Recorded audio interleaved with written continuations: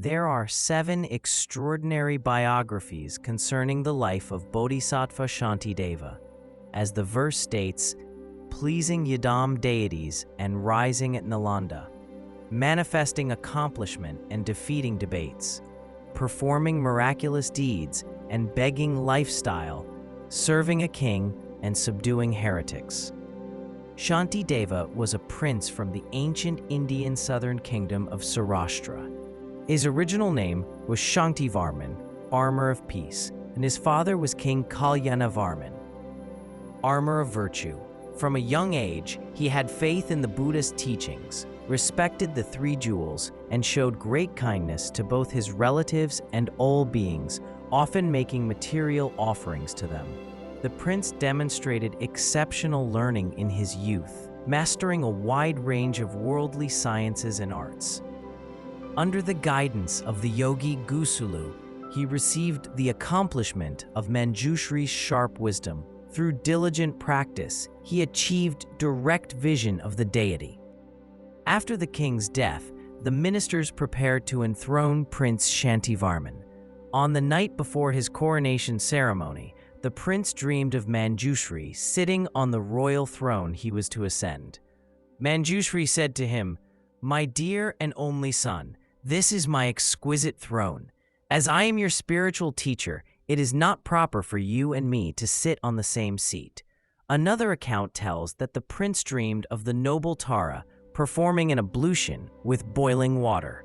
When he asked why she used boiling water, Tara replied, "The water used in the enthronement ceremony is no different from the molten iron in hell realms. This is the meaning of my using boiling water."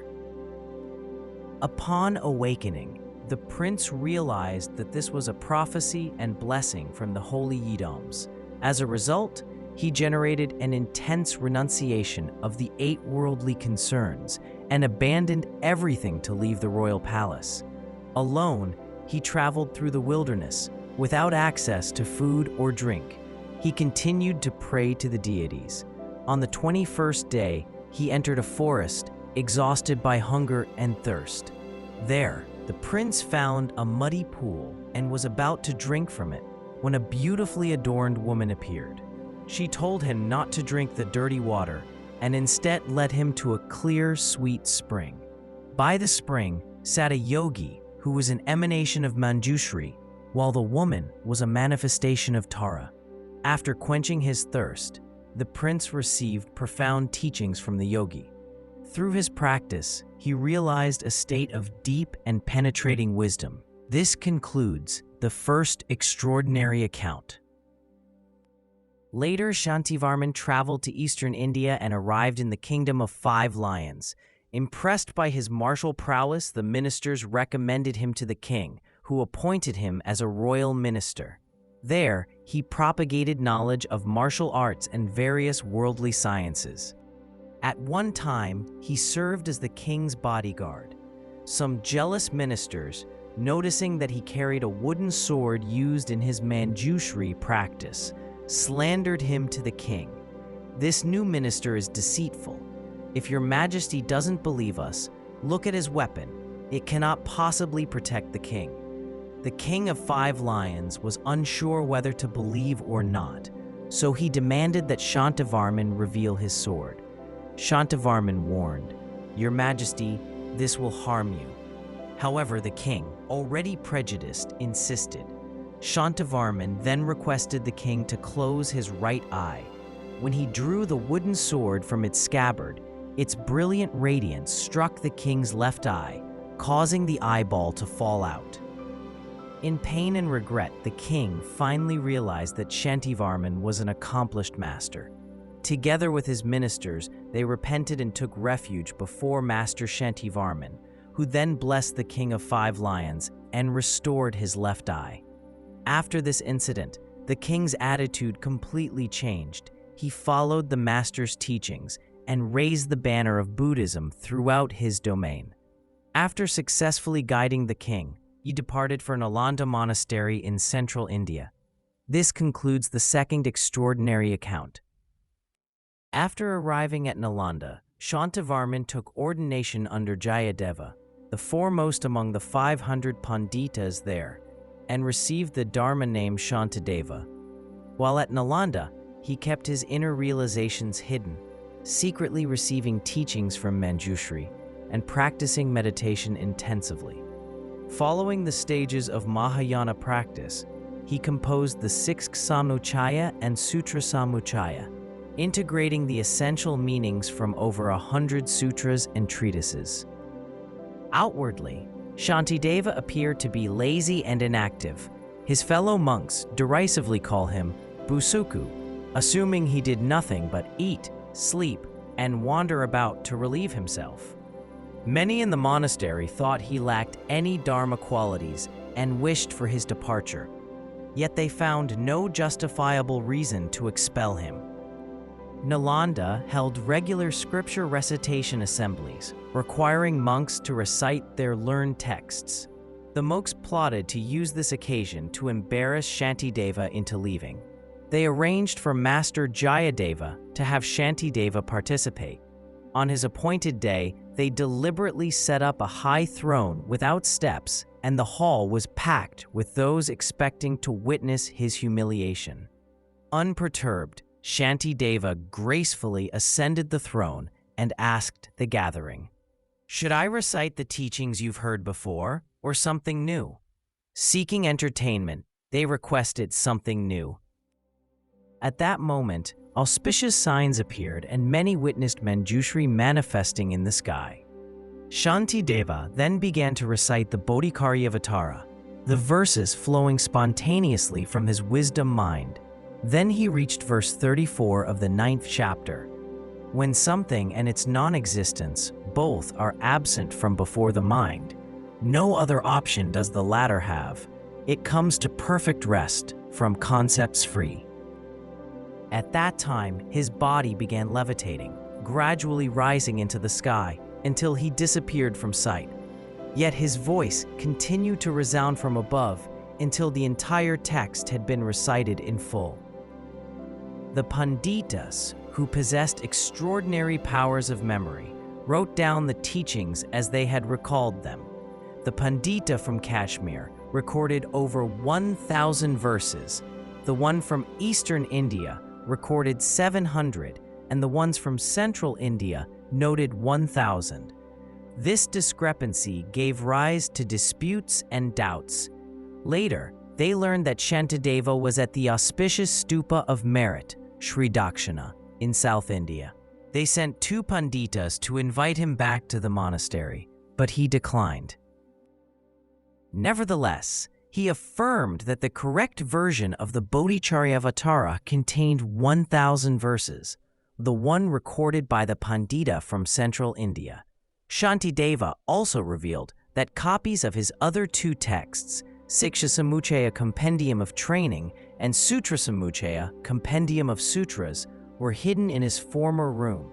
Additionally, he bestowed upon the 2 Panditas the reading transmissions and practice instructions. From that point on, the Bodhicharyavatara became widely propagated throughout India. This concludes the 3rd extraordinary account. At the auspicious stupa of merit, Shantideva lived in a grass hut among 500 bhikshus in a lush forest. Many wild animals peacefully coexisted with the practitioners. Monks often observed animals entering Shantideva's hut but not coming out. Some curious monks, spying on him, believed they saw him eating large pieces of animal meat. Convinced he had broken the precept against killing, they gathered to expel him. However, during their meeting, all the previous missing animals emerged from his hut, appearing healthier and more vigorous than before. Astonished, the monks developed deep faith in him. Avoiding recognition, Shantideva declined their pleas to remain and journeyed south of the stupa. Dressed as a beggar, he lived on discarded food while engaging in profound inner practices. Once, when a maidservant of King Katavahara was discarding bathwater, some splashed onto Shantideva, and it instantly boiled as it had fallen on red-hot iron. As she stood astonished, he vanished. At that time, a non-Buddhist teacher named Shankaradeva challenged the king. "In 2 days, I will draw Shiva's mandala in the sky. If Buddhists cannot destroy it, they must burn their scriptures and images and convert to my religion." The Buddhist king assembled the Sangha, but none dared to accept the challenge. As the king grew increasingly anxious, the maidservant reported her strange encounter. Upon hearing this, the king urgently ordered her to seek out the mysterious figure she had seen. After searching far and wide, the maid finally found Shantideva sitting beneath a tree. She explained the situation and earnestly requested him to subdue the non-Buddhist. Shantideva readily agreed and instructed her to prepare a large jar of water, 2 pieces of cloth, and fire-starting materials. On the 3rd morning, as the non-Buddhist teacher began drawing the eastern gate of Shiva's mandala in the sky, Shantideva entered the samadhi of wind yoga and manifested supernatural powers. Suddenly, a violent storm arose. In an instant, the mandala was destroyed, and the terrified non-Buddhist teachers were scattered like leaves in the wind. At that moment, a great darkness fell over the land. Shantideva emitted rays of light from between his eyebrows, showing the way for the king, queen, and others present. Their clothing was tattered, and their bodies were covered in dust from the wind and rain. The maid used the jar of water to cleanse them, wrapped them in the 2 pieces of cloth, and lit a fire for warmth. The king and his entourage were set at ease and immersed in victorious joy. Subsequently, the king demolished the non-Buddhist temples, and their followers converted to Buddhism. To this day, that place is known as the place of the non-Buddhist defeat. This concludes the 4th extraordinary account. Later, Shantideva traveled to Magadha in eastern India, where he engaged in a great debate with many non-Buddhist teachers. Through displaying miraculous powers, he defeated them and resolved the dispute. This concludes the 5th extraordinary account. Not far west of Magadha, 500 non-Buddhist followers held wrong views. At that time, a famine struck the area, and they were tormented by hunger, unable to find food. In desperation, they discussed among themselves, "Whoever can solve our food problem shall become our leader." When Shantideva heard of this, he went into the city begging and received a bowl of rice in alms. He then blessed it so that the food became inexhaustible, relieving the group from their suffering of hunger. After becoming their leader, Shantideva taught them the Dharma, leading them to abandon their mistaken views and take refuge in the Buddha. In time, they became sincere and diligent practitioners. This concludes the 6th extraordinary account. Once, a region in India was struck by a severe natural disaster, causing total crop failure. With no food available, over 1,000 beggars lay on the brink of death. Shantideva, using his miraculous powers, provided them with abundant food and drink. He then gave extensive Dharma teachings on karma and its effects, the cycle of existence, the 5 precepts, and the 10 virtuous actions. In this way, he guided and inspired them to follow the path of the Buddha's teachings. This concludes the 7th extraordinary account.